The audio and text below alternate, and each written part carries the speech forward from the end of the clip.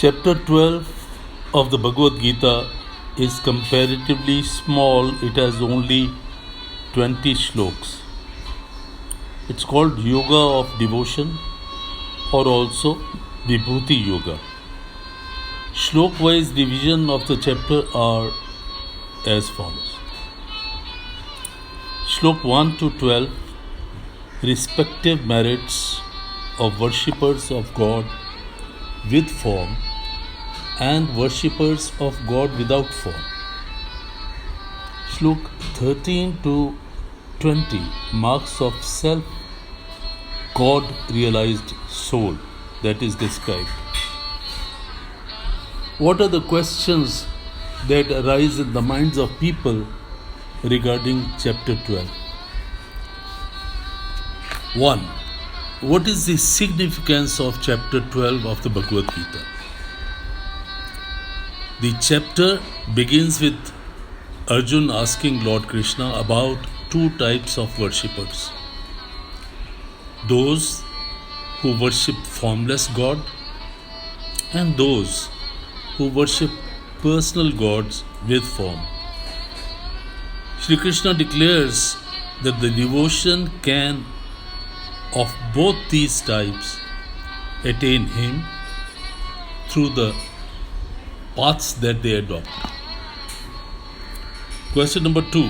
What is the meaning of the core central shlok, shlok number 12 of the chapter, on which is built the entire philosophy?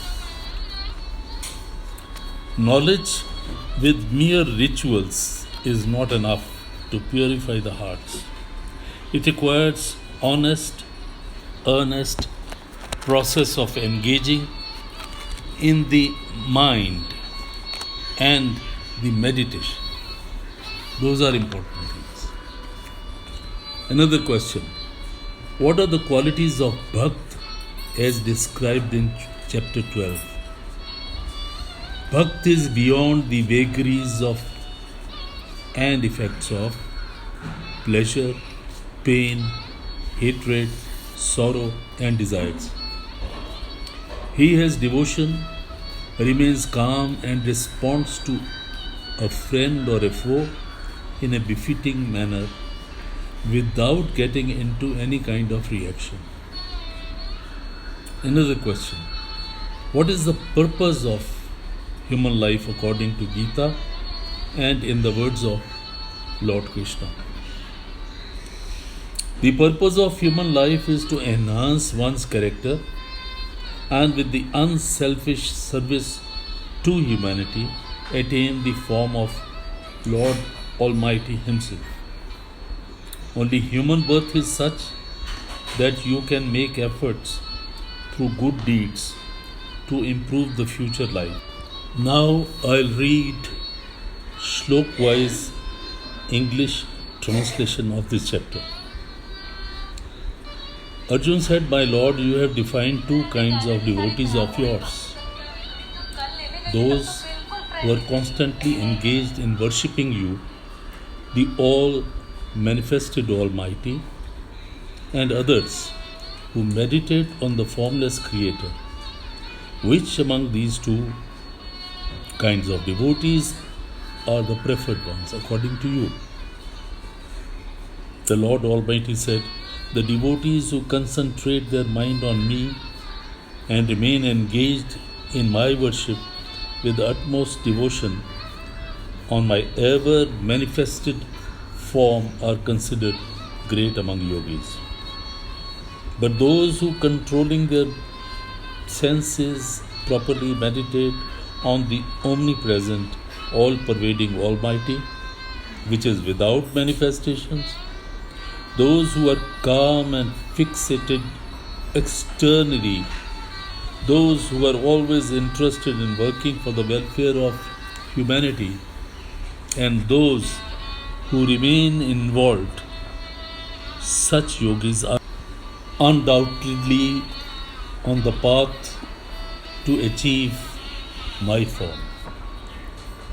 Yet those who meditate on my formless concept have to work much harder, because for human beings it is extremely difficult to dwell and meditate on the formless concept of the Almighty.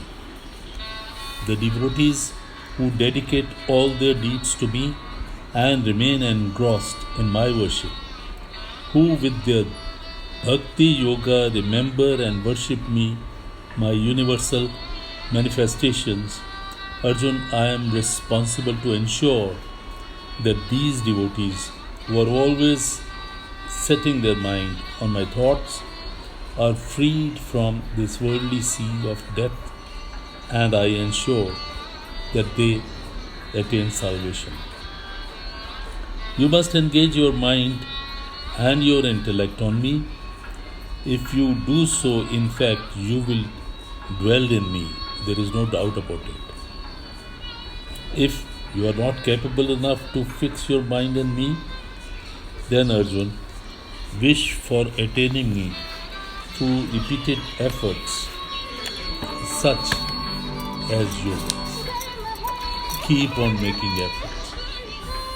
In case you are not even capable of such yoga practice, then give up your selfish motives and dedicate all your deeds to me in this manner also. You will be able to attain salvation and finally merge in me. However, if you are not in a position to carry out even that, then you must exercise control on your mind as well as intellect and relinquish the fruits of your labor. Practice with knowledge is better than practice without knowledge. Meditation on my manifestation is better than knowledge. However, relinquishing the fruits of your deeds is even better than meditation. This is because you attain peace right away and you relinquish the fruits of your labor and leave everything to me.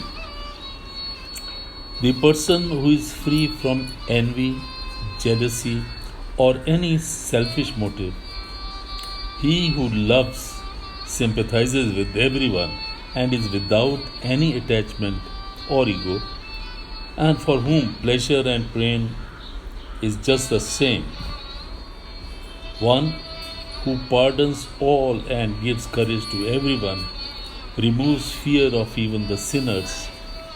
He who is always satisfied and has full control over his mind and senses and holds a strong belief in me.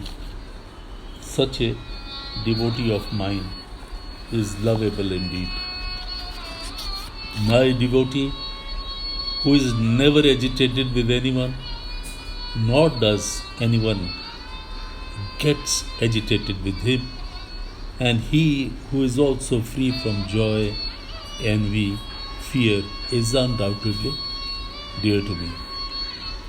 The person who is free from desires, who is pure internally as well as externally, who is capable and does not take sides, and is also free from all sorrows, and who relinquishes all intentions, such a devotee is extremely dear to me.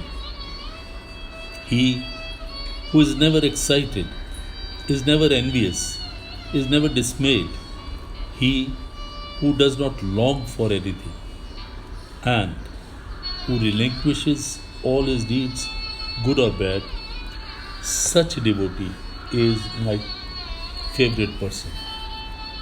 The person who does not distinguish between friend and a foe, who remains calm whether he is being respected or insulted, for whom winter or summer do not make any difference, and he who is free from attachment of all kinds is dear to me.